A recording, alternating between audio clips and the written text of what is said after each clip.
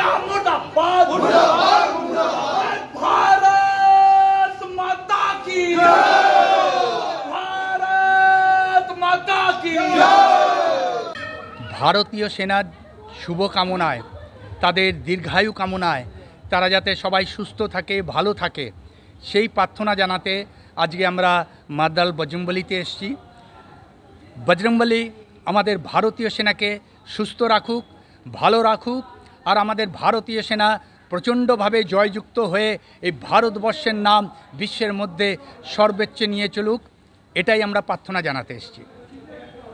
এই যে অপারেশন সিন্দুর এখনো অব্যাহত, কি ভাবছেন, কি সাফল্য কতটা দূর? দেখুন, যখন কাশ্মীরে আমাদের ধর্ম খুঁজে খুঁজে সে হিন্দু সনাতনী কিনা তার প্যান্টটা খুলে পর্যন্ত চেক করা হয়েছিল, তারপরে সেই হিন্দুদের বেছে বেছে সেখানে মারা হয়েছিল।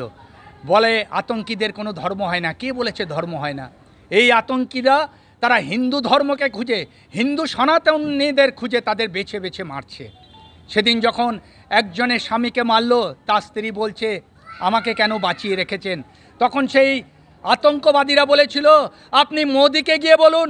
আর মোদি বলেছে, এই অপারেশন সিন্দুর নাম দিয়ে মোদি বলেছে যে ভারতবর্ষ অপারেশন সিন্দুর নাম নিয়ে কীভাবে পাকিস্তানকে জবাব দিতে পারে, তাদের ঘরে ঢুকে তাদের উপরে আক্রমণ করে আজকে মোদিজি ভারতীয় সেনা অপারেশন সিন্দুর তার জবাব দিচ্ছে, সেই সিঁদুরের মূল্য দিচ্ছে।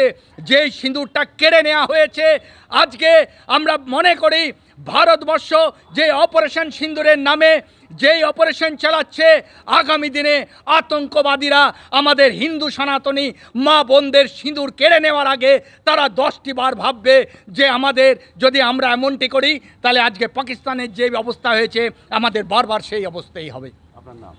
আমি শান্তনু সরকার, একজন ভূতপূর্ব সৈনিক, কার্গিল যোদ্ধা।